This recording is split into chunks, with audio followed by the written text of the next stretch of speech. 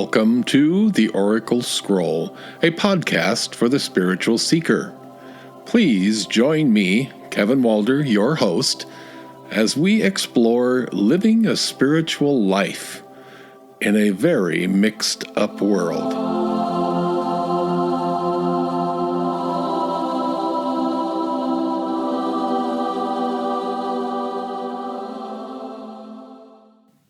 Welcome back to the Oracle Scroll, episode 37. And this episode, just for reference, is being recorded near the end of July 2019. And this is midsummer. And from our vantage point here in midsummer, we can look back on our successes and our educational experiences. That's what we're calling them now. Educational experiences of spring. And we can make adjustments as we enter the harvest season.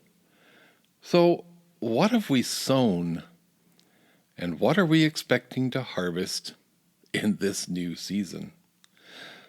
Looking around our world, we see an avalanche of fear, hatred, division, being unleashed on anyone who doesn't seem to match our personal ideals. That means anyone who worships differently, dresses differently, doesn't speak the language you speak, or whose hair, face, body are so radically different from our own. Or maybe their family structure varies from our belief system's demands. Every aspect of our lives are governed by people who have a great deal to gain by keeping us focused on our fears. Religious leaders piously exhort their parishioners on the latest God-approved methods and targets of fear and hate. Political leaders raucously lead their rallies in organized chants against the latest society-approved targets of hatred and fear. Ancient, simmering hatreds and divisions are now displayed with pride by those whose world vision requires heroes and villains. Many such are emboldened to become enforcers of their own beliefs on morality. And skin color and codes of behavior and pretty much anything that you might consider a difference. This fear and hatred is disguised as righteous judgment, and since these divisive behaviors are state and church approved, it becomes the responsibility of all to do their part to defend it. In our own whirlwind world, we're just struggling with the human concerns of providing for ourselves and our families, and we often fall victim to these distracting messages simply due to lacking the time to adequately investigate on our own. A recent example has come to my attention. I live in a very small retirement community where diversity is all but non-existent. In fact, I say that here diversity is having more than 3 craft beers available at the local dive bar. Recently, a resident of our community posted on a community page that they had encountered a homeless person at their place of employment.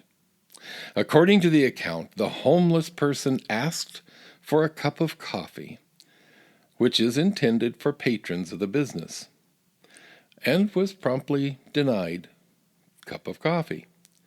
And the homeless person then went on their way without incident, no kind of aggressive behavior.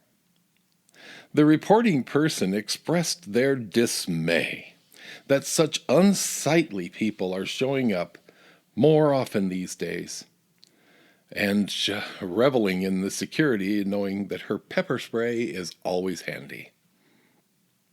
Now, what makes a person instantly judge someone. And you know what? We're all guilty of it to some extent. Some more than others, but we're all guilty of forming those judgments without real basis. This kind of judgment assumes that all your fears and all your hatreds from childhood can now be assessed simply by observing a person's clothing, grooming, mannerisms. Along with this seeming validation comes the assumption that homelessness has only one cause, and that cause is addiction. Most of us, in fact, I'm really close to saying all of us, battle or have chosen to live with an addiction of some sort. So we get to indulge in some self-righteousness by judging the other person's addiction. And their addiction is worse than ours, thank goodness. Thank goodness I don't have that addiction. I don't have time to work on my own, but I am so grateful that I don't have that addiction. In my work with the tarot, I find that one of the cards which requires some of the greatest introspection is the Devil card. The Devil asks us to re-examine all of our beliefs. And I always add at this point, especially those beliefs about which you are absolutely sure.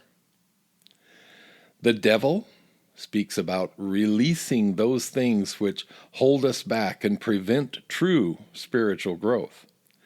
These are the beliefs instilled in us from birth by our parents, our first school teacher, our peers, our church, and now we have social media to chime in as well. These are the limiting beliefs which keep us in a constantly repeating pattern of war, violence, exclusion, and bigotry.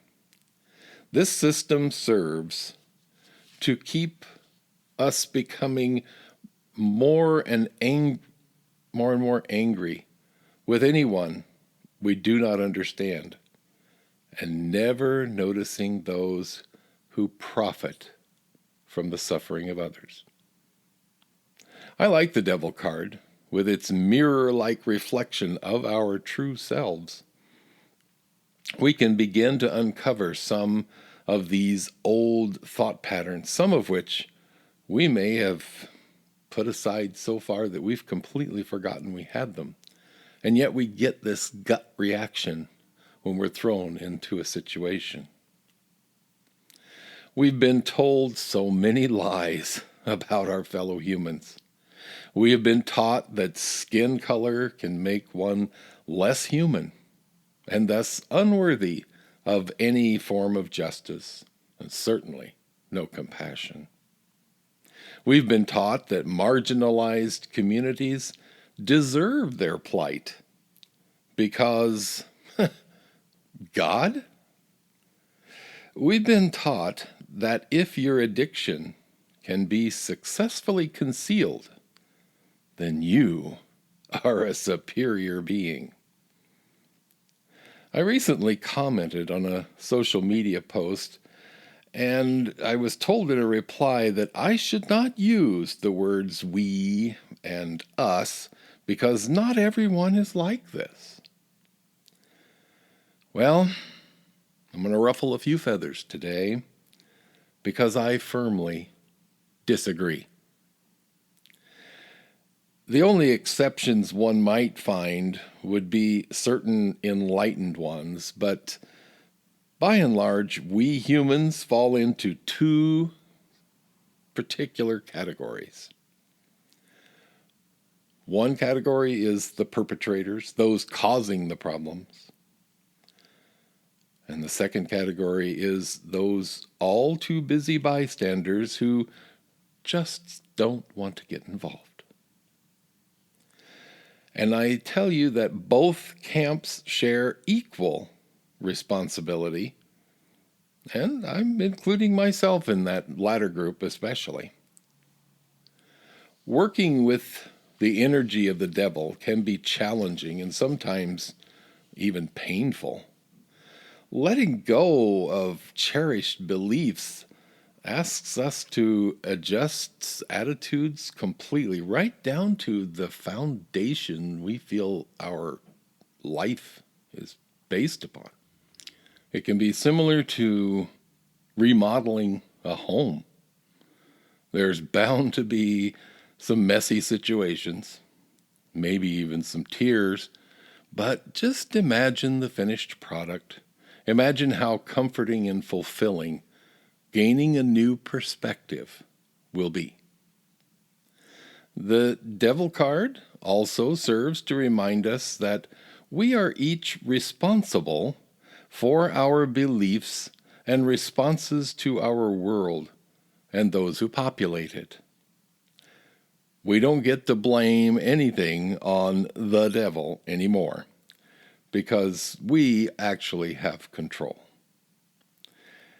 You can't say the devil made you do it, because you did it yourself. When I talk about the devil, I often refer to this card as your own personal devil. I personally do not subscribe to the belief that there is a personification of evil that roams around. I don't find that. I think the challenge of justice and compassion and that battle with evil takes place within each of us, and we each carry around our own personal devil who tries very, very diligently to keep us distracted from real progress, because then suddenly we don't need that entity any longer. So the personnel part of it, the personal aspect of it, is very important. It's something we need to recognize about how we perceive our world and everyone in it. So just as each of us is a unique individual, so the devil energy in our lives is unique to each of us. Each of us has a different load, a different confinement that keeps us stuck. Unfortunately, we here in our spiritual community are not immune. We encounter people within our community who will judge our worthiness on the basis of gender, appearance, or maybe even our spiritual gift. We certainly can't expect that we're going to follow every spiritual path, or that every spiritual path or teacher is going to speak to us. We can't expect that. But we absolutely can extend our encouragement to everyone to follow their own path and celebrate their own gifts. This is just a basic human right, to be able to celebrate your own gift and your own personality. Just because we don't understand it does not make it evil. It is not something to be avoided. So rather than resorting to fear and hatred, what if we set aside those judgmental assessments and reached out to help our fellow humans? I mean, genuinely reached out to help our fellow humans.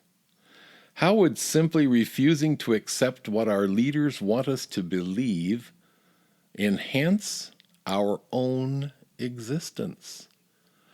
Whoa.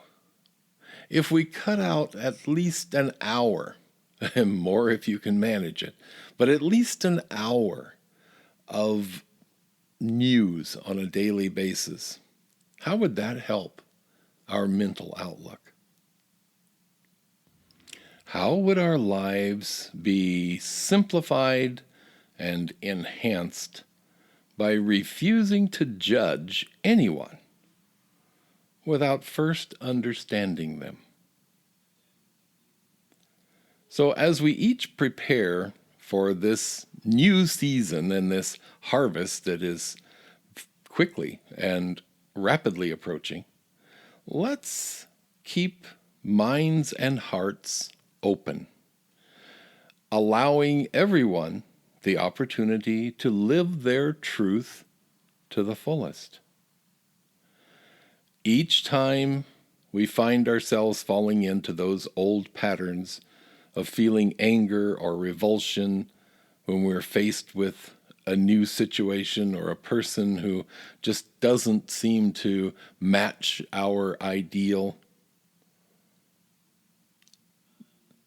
let's let that judgment pass quickly and recognize that it is really fear, and fear that is expressing through us, and it will limit our harvest, and it will limit our spiritual growth. So it really is up to us as individuals to individually and unilaterally make the choice of how we are going to judge our fellow human beings, or better yet, how we are not going to judge our fellow human beings. Because when we're looking at this harvest season, just as we have two camps for us to fall within, this harvest season offers us two choices. We can transform our harvest into a harvest of hope and achievement, a harvest of all the things we had hoped and expected. Or we can continue to go down the path that seems to be the most popular today, and we can harvest fear. And we can completely stockpile the fear until it moves us in the wrong direction to do the wrong thing to the wrong people. So as we face this harvest season, let's work on releasing the judgment, letting go of the belief that anyone is inferior, that anyone is less than, that anyone deserves the plight that may have befallen them. And let's start looking at the individual. Where did they come from? Who are they at their soul level? And where would we be if we were able to tap in to their experience, their knowledge, their wisdom?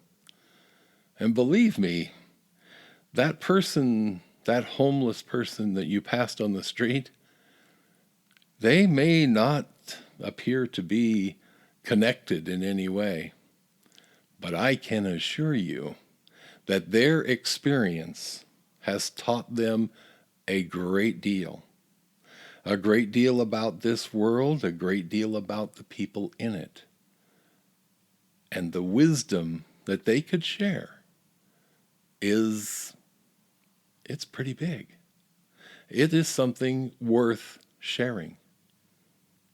So instead of fearing everyone that we see who appears to be a little different, let's take a look at how we might learn from them, how we might learn from their experience, their wisdom, and where they have been in this life.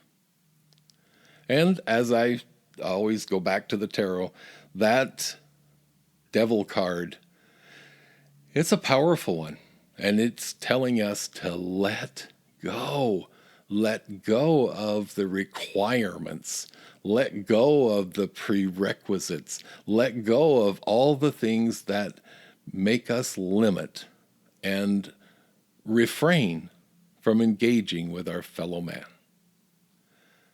With that, I wish you a happy harvest. Good day. In the second part of this episode, I'm going to talk about a question from an audience member. This was sent to us by Claire. And Claire says that she's growing frustrated, waiting for the right person to come along, to come into my life. Even more discouraging is that all the advice I get from friends, or even psychics, is confusing and ambiguous. So Claire is desperately asking for our help. So this is my response to Claire. I said, thank you, Claire. Thank you for your question and expressing your frustration. I understand fully. Defining the real question at hand can make all the difference in the answers that we receive. I also firmly believe that refining and defining our question can be far more valuable than just a pat answer. When we get a pat answer, we just stop. And if we get a better question, that leads us to continue working, to continue expanding our understanding. And that is the real secret, the real advantage of using a tarot approach. So when I shuffled the cards, one of them jumped out. So that always means there's a little bit more to this message. And the one that jumped out is the Devil card. So we'll be talking about him a little bit later. And the three cards that I pulled are the Hanged Man, the Seven of Wands, and the Ace of Coins. So, well, let's start with that Hanged Man. The Hanged Man is an interesting card, and I usually refer to this card as my favorite one, my favorite card in the whole deck. This card says to me that no matter what situation I'm in, no matter what challenge I face, no matter how daunting or how bad the situation may look, there is a new perspective that will change everything. And that's important to keep in mind and believe, that a new perspective can change everything. Sometimes we have to shake up our world and ask ourselves some hard questions in order to see things from a different angle. The Seven of Wands, that's all about creative visualization. In the case of Wands, this has to do with getting better acquainted with yourself, the things that you're passionate about, your motivations, the things that, well, I honestly say sometimes the things that make you get out of bed in the morning. That's the fire in your soul. That's what Wands are about. This card says to me that part of your frustration stems from not really knowing yourself intimately. Ooh, those are hard lessons. How well do you know yourself, and what will ultimately bring you true happiness? This card is telling me that you need to be careful not to compromise yourself to gain the approval of others. That's a pitfall that happens in a lot of relationships, where one will pretty much sacrifice their entire reason for living to appease the other, and that is not going to produce a happy relationship. The third card that I drew is the Ace of Coins, and this card is all about the physical side of life. The money, the home, the health, all those issues kind of get rolled into one ball. And the aces are exciting cards because they denote a brand new start. And when you're at that stage of a brand new start, you haven't encountered any of the discouraging obstacles and challenges that are definitely going to be in your future. So it's entirely optimistic. You have nothing but vision in front of you. And in this case, I'm getting a strong feeling that a move is coming up for you. And it will be a chance to make new social contacts and new acquaintances. That should expand your social network. Now, remember that one card that jumped out of the deck when we shuffled? They do that every once in a while. They're little slippery little buggers. The devil is sometimes called the addiction card. And I don't see him as representing physical addiction so much as mental addiction. Mental addiction comes along before physical. And he is speaking to us about those times when we become so attached to a belief that it just causes us to get stuck and we cannot move because we are so sure that we are right. I get the feeling that past hurts and past disappointments have made you much more guarded when you're meeting new people, socially and business, and all this defensive thinking shuts out many who may be seeking to get to know you. So, in summary, get ready for some exciting changes that are coming along in your life.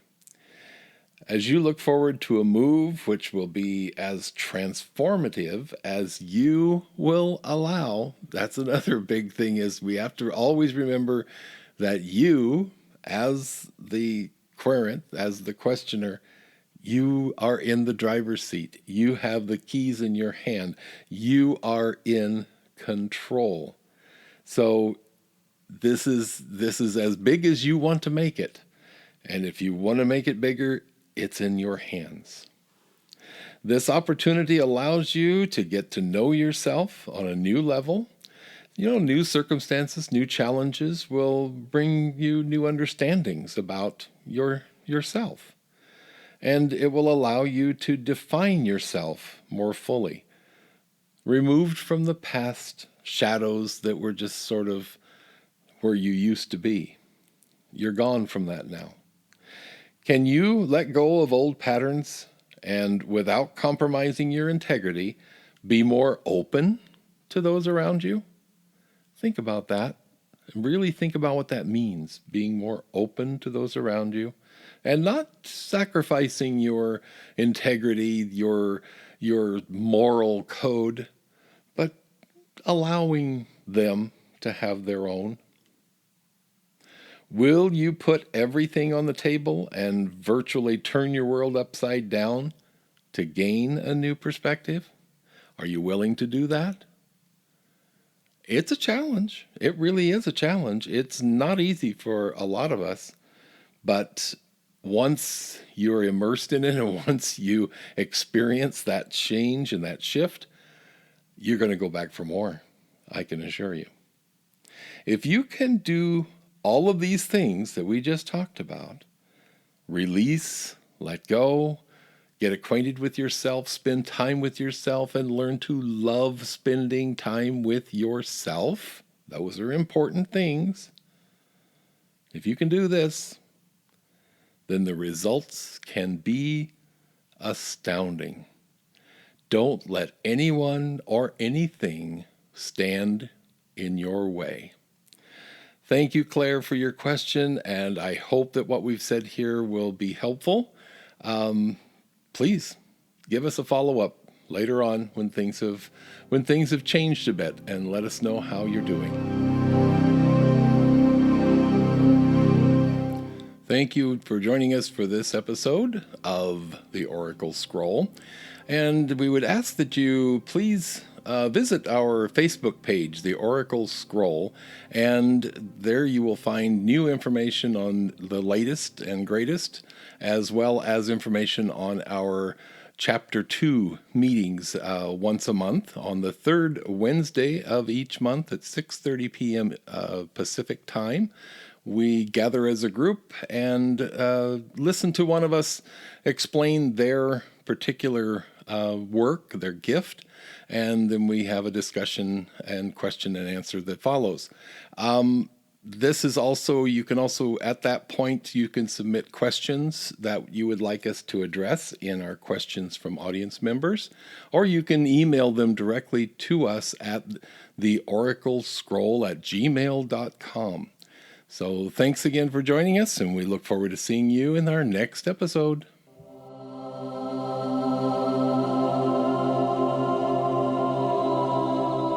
Thank you for joining us for this episode of The Oracle Scroll. Please forward any questions, comments, or inquiries to theoraclescroll@gmail.com, and we'll look forward to entertaining you again very soon in the next episode.